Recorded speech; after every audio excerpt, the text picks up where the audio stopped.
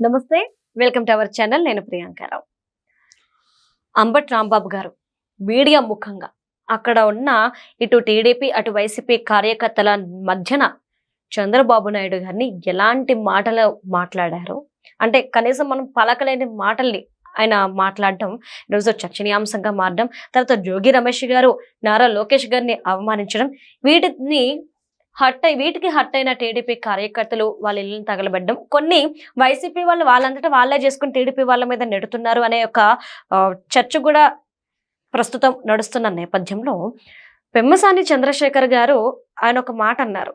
24 గంటల్లో నువ్వు చంద్రబాబు నాయుడిని తిడుతున్నావు, 24 గంటల్లో ఏం జరుగుద్దో చూడు అని చెప్పేసి దాన్ని పట్టుకొని ఇప్పుడు పెమ్మసాని చంద్రశేఖర్ గారే ఈ దాడులన్నీ చేపించారు, ఇల్లు తగలబెట్టించారు, కార్యకర్తల్ని మా మీదకి నెట్టుతున్నారు, మమ్మల్ని చంపేబోతున్నారు, చంపమని సలహాలు ఇచ్చారు అని చెప్పేసి ఈరోజు పెమ్మసాని చంద్రశేఖర్ గారి మీద ఆరోపణలు చేస్తూ వస్తున్నారు వైసీపీ వాళ్ళు. మరి ఇందులో వాస్తవం ఏంటి? అసలు పెమ్మసాని గారు ఏం చెప్పారు, వైసీపీ వాళ్ళు ప్రజల్లోకి ఏం తీసుకెళ్తున్నారు, ఈ దాడుల వెనుక ఉన్నది నిజంగానే పెమ్మసాని గారా అనేది తెలుసుకుందాం.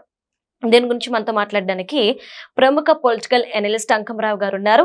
ఆయన అడిగి తెలుసుకుందాం. నమస్కారం సార్. సార్, పెమ్మసాని గారు అంటే కావాలని అన్నారో అనుకోకుండా అన్నారో ఆవేశంలో అన్నారో తెలీదు, 24 గంటల్లో ఏం జరుగుద్దో చూడు, నీకు మామూలుగా ఉండదు అనే వర్డ్ అయితే ఆయన యూజ్ చేశారు. అయితే కార్యకర్తలందరూ కూడా అక్కడికి వెళ్ళి ఇల్లు తగలబెట్టడాలు, లేదంటే అంబటి వాళ్ళ ఇంటిని ముట్టడించడం, రాళ్ళు ఇవ్వడం, వీటన్నిటికీ కారణం వెనుకున్నది పెమ్మసాని గారు అని చెప్పేసి బళ్ళ గుద్ది వైసీపీ వాళ్ళు మీడియా ముందుకు వచ్చి చెప్తున్నారు. ఆఖరికి అంబటి రాంబాబు గారు కూతురు కూడా వచ్చి చెప్తుంది. నిజంగా పెమ్మసాని గారు ఇవన్నీ చేపించారా? ఎందుకు చేపించారు?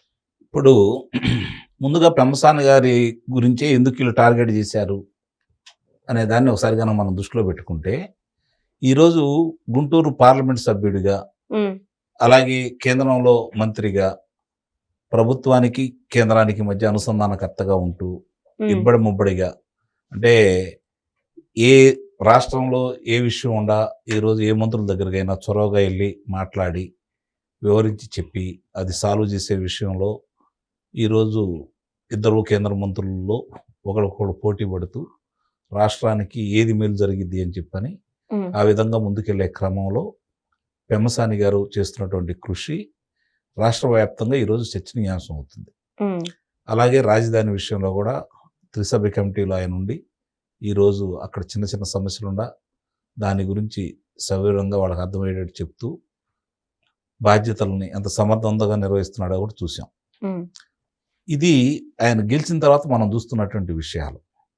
గెలవక ముందు పెమ్మసాని అనేది ఏంటి, రాజకీయాలు రాకముందు పెమ్మసాని అనేది ఏంటి, ఈ పెమ్మసాని చంద్రశేఖర్ అనే వ్యక్తికి గుంటూరు లోక్సభ నియోజకవర్గం నుంచి పోటీ చేసే అవకాశం చంద్రబాబు నాయుడు గారికి ఎందుకు ఇచ్చారు, ఏం చూసి ఇచ్చారు, ఇది ముఖ్యంగా మనం అర్థం చేసుకోవాలి. యోధులు ఉన్నటువంటి గుంటూరు నియోజకవర్గంలో, లోక్సభ నియోజకవర్గంలో పెమ్మసాని గారిని తీసుకొచ్చి ఎందుకు నియమించారు? నియమించిన తర్వాత ఆయన అభ్యర్థిగా ప్రకటించిన తర్వాత ఆయన పేరు ప్రకటించంగానే ఎన్నికల నాటికి ఎంతమంది లోక్సభ అభ్యర్థులు మారిపోయారు వైఎస్ఆర్సీపీ పార్టీలో? మీరు ఒకసారి గమనించండి. అంటే అతని సమర్థత ఏంటి, అతని యొక్క శక్తియుక్తులు ఏంటి, ముందుగా చంద్రబాబు నాయుడు గారు అపారమైన నమ్మకంతో ఆయన తీసుకొచ్చి నియమిస్తే దానికి ఈరోజు ఆయన అంచనాలను మించి పనిచేస్తున్నటువంటి వ్యక్తి పెమ్మసాని చంద్రశేఖర్. ఈరోజు గుంటూరు పార్లమెంటు నియోజకవర్గ రూపురేఖలు కాకుండా రాష్ట్ర వ్యాప్తంగా ఈరోజు పెమ్మసాని చంద్రశేఖర్ లాంటి ఎంపీ మాకు కూడా ఉంటే బాగుండు అని చెప్పని మిగిలిన 25 నియోజకవర్గాల వాళ్ళు భావించే విధంగా ఆయన పనితీరుతోటి మెప్పిస్తున్నాడు, ఒప్పిస్తున్నాడు. ఈరోజు మామూలుగా మనం చిత్రసీమలో శ్రీమంతుడు మహేష్ బాబు అని చెప్పిన ఒక చిత్రం వచ్చింది. అది చిత్రసీమకి పరిమితం, అంటే ఊహాజనితం అది. కానీ రియల్ శ్రీమంతుడు ఈరోజు పెమ్మసాని చంద్రశేఖర్. మీలాగా చాలా స్పష్టంగా ఆయన కూడా చెప్పాడు, మీలాగా గనులు దూసుకొను, మద్యం కుంభకోణంలో ఇరుక్కొను, లేదంటే ఇసుక దోపిడీ చేసి ఈ స్థాయికి రాలి ఆయన.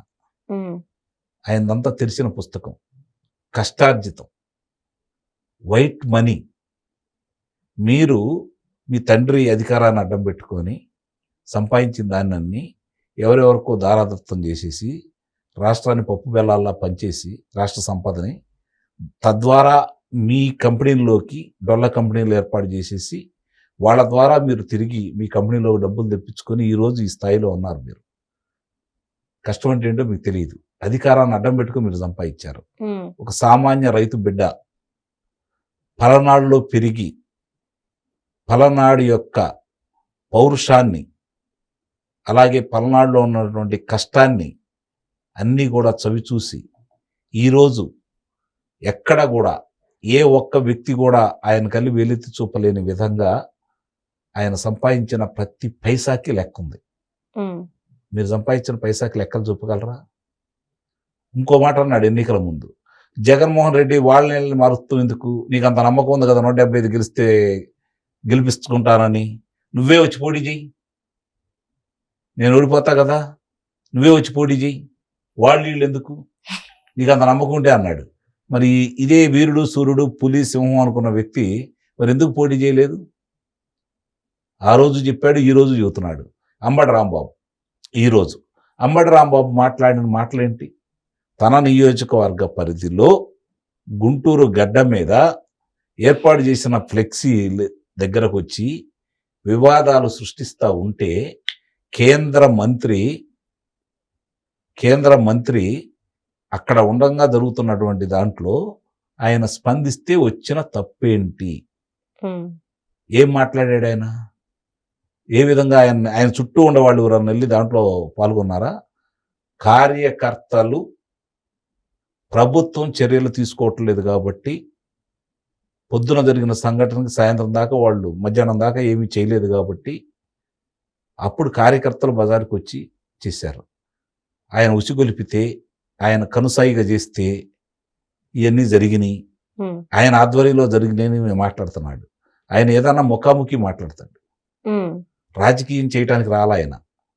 మాతృభూమి మీద ఉన్నటువంటి ప్రేమతోటి అమెరికా పౌరసత్వం తీసుకోకుండా అక్కడ అంత వ్యాపార సామ్రాజ్యం ఉన్నా కూడా రాజకీయాల్లో ప్రజలకు ఏదో చెయ్యాలని ఆర్థికంగా పూర్తిగా ఈరోజు ఎలాంటి ఇబ్బందులు లేవు కాబట్టి ఎన్నో వేల మందికి ఉద్యోగ కల్పన చేసుకుంటూ ముందుకెళ్తున్నాడు కాబట్టి ఆయన రాష్ట్రం మీద ఉన్న ప్రేమతోటి నాకు చదువు నేర్పి నేను నడిచి ఈ స్థాయిలో ఉన్నటువంటి నా మాతృభూమికి నేను ఏదో చెయ్యాలనే ఆలోచనతోటి రాజకీయాల్లోకి వచ్చాడు.